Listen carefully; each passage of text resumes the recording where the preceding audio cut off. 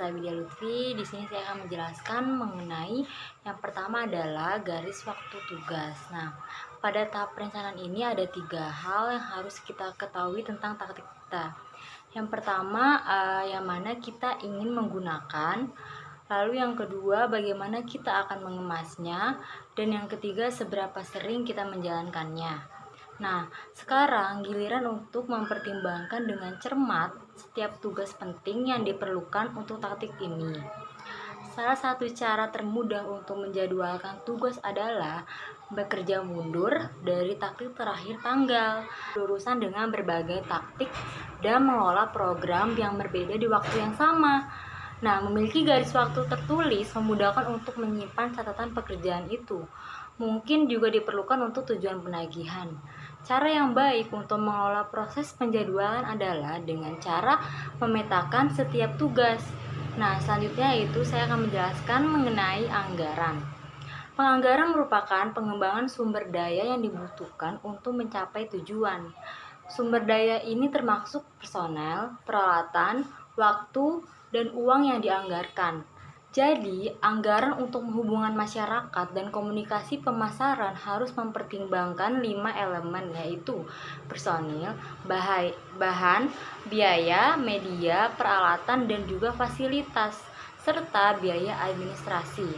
Yang pertama adalah personil. Nah, item personil dalam anggaran mencakup jumlah orang dan jumlahnya waktu yang dibutuhkan untuk mencapai hasil yang diharapkan dari taktik tersebut.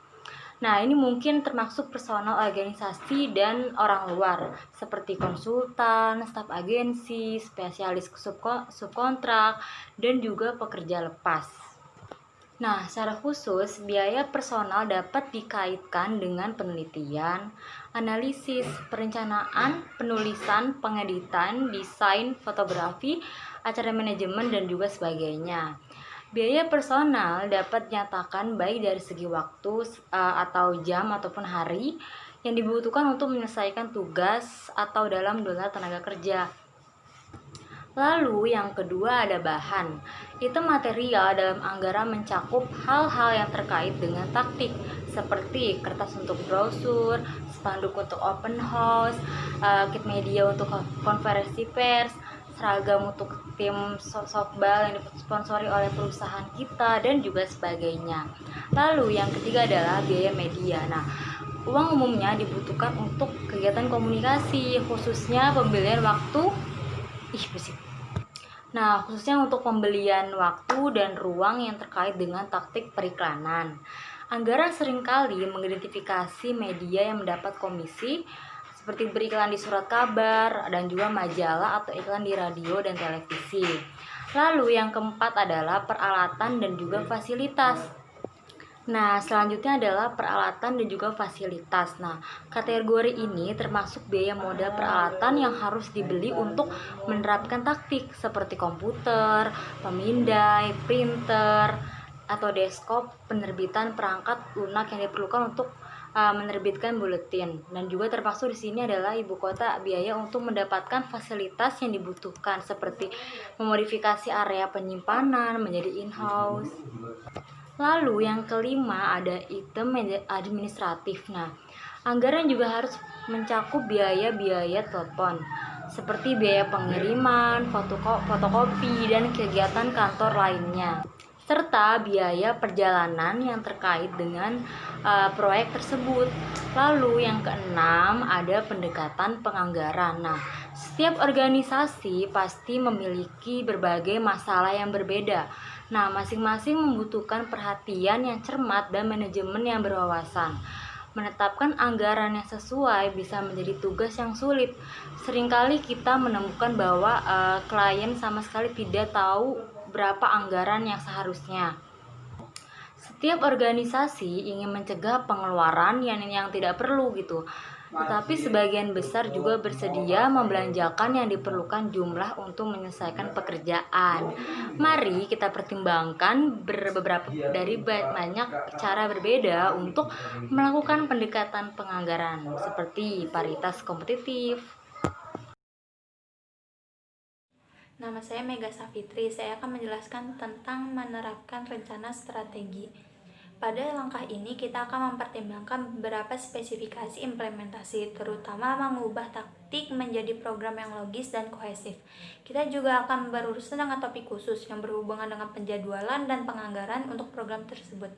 Rencana tertulis. Buku rencana kampanye atau lebih sederhananya rencana program adalah presentasi tertulis formal dari penelitian yang kita lakukan dan rekomendasi program untuk strategi, taktik, dan evaluasi.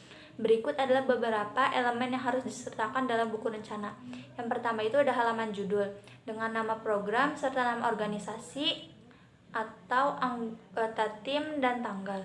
Yang kedua itu ringkasan eksekutif, sinopsis 1 halaman dari rencana yang ditulis sebagai gambaran umum untuk pembaca yang tidak terlibat langsung dalam program. Yang ketiga itu ada isi, daftar isi yang menguraikan segmen utama program.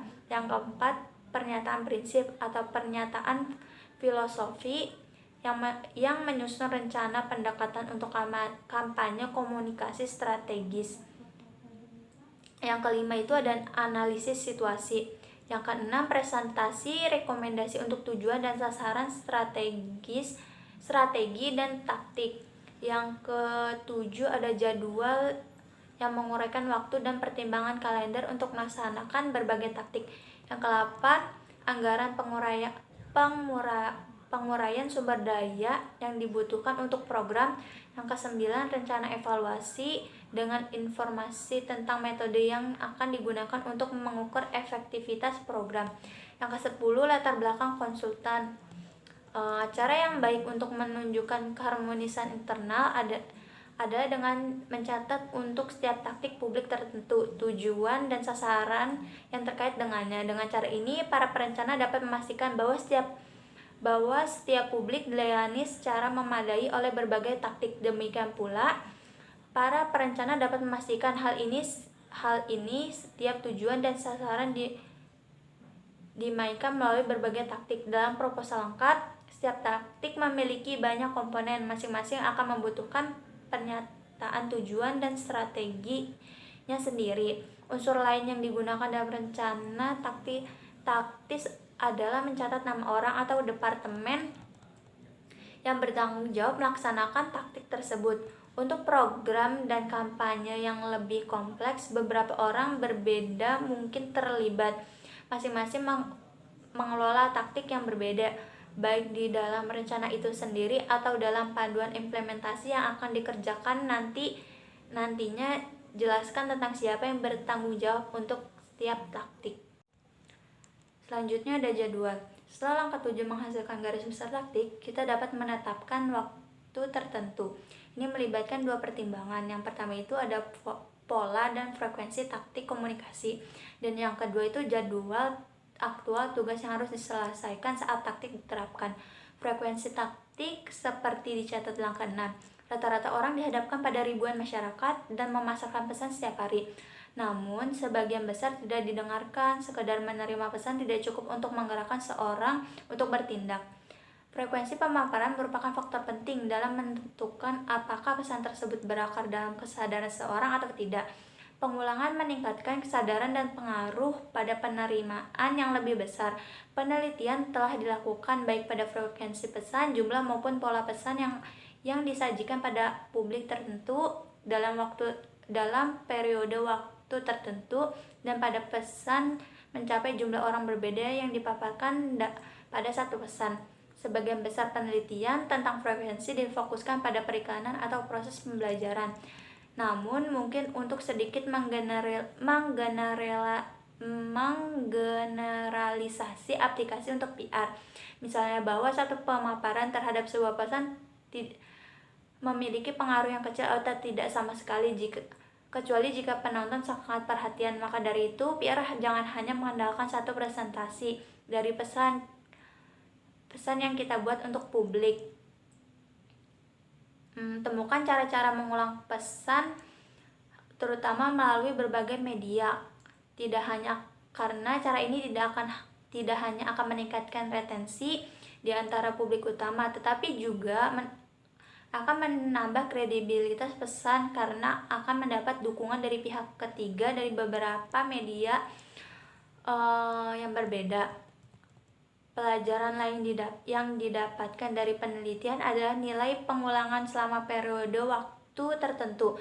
Misalnya, sebagian besar audiens mengingat pesan yang telah mereka lihat setiap hari yang disajikan beberapa kali dalam satu hari. Tetapi pesan yang disajikan mungkin bukan pesan yang didengar. Terkadang upaya terbaik pun tidak akan berhasil sepenuhnya, terutama dengan penonton yang tidak tertarik dengan masalah tersebut. Daripada mencoba menjangkau lebih banyak orang, cobalah sebagai gantinya untuk menjangkau orang-orang penting yang ditargetkan lebih sering. Saya akan melanjutkan presentasi yang telah dibawakan teman saya, yaitu penganggaran yang sama seperti sebelumnya. Jadi pendekatan sama seperti sebelumnya terlihat sebagai berapa banyak organisasi menghabiskan pada proyek serupa baru-baru ini dan memungkinkan anggaran yang sama untuk proyek ini. Selanjutnya, ada presentasi penganggaran penjualan. Pendekatan presentasi penjualan diambil dari bidang pemasaran, di mana beberapa perusahaan mendasarkan anggaran iklan mereka pada keuntungan tahun sebelumnya. Nah, pendekatan ini memungkinkan memberikan anggaran pemasaran yang lebih besar dari tahun-tahun sebelumnya. Selanjutnya, ada penganggaran unit penjualan. Pendekatan unit penjualan serupa dengan presentase penganggaran penjualan, tidak didasarkan pada dolar, tetapi lebih pada hasil sebelumnya. Lalu ada penganggaran semua Anda bisa mampu. Pendekatan semua Anda bisa mampu bekerja lebih baik di saat-saat ini, baik daripada di saat-saat buruk. Nah, ini menyediakan dana hubungan masyarakat ketika organisasi kondisi keuangan sedang membaik. Selanjutnya ada analisis biaya manfaat. Pendekatan analisis biaya manfaat untuk penganggaran mengidentifikasikan biaya penerapan yang taktik. Kemudian membandingkan biaya ini dengan nilai tafsiran dari hasil yang diharapkan. Lalu ada analisis bagaimana jika tidak didanai. Anggaran bagaimana jika tidak didanai menangani konsekuensi dari kelembanan dan pengaruhnya terhadap misi organisasi. Pendekatan ini memaksa seseorang perencana untuk mempertimbangkan hasil yang diharapkan. Lalu ada penganggaran berbasis nol. Penganggaran berbasis nol adalah teknik yang didasarkan pada kebutuhan saat ini daripada pengeluaran pada masa lalu. Anggaran organisasi yang berkelanjutan seperti adalah hal yang umum yang terkait dengan hubungan masyarakat tahunan atau program hubungan investor. Selanjutnya ada penganggaran tahap of siklus hidup. Pendekatan tahap gaya hidup melihat secara dekat tahap perkembangan masalah.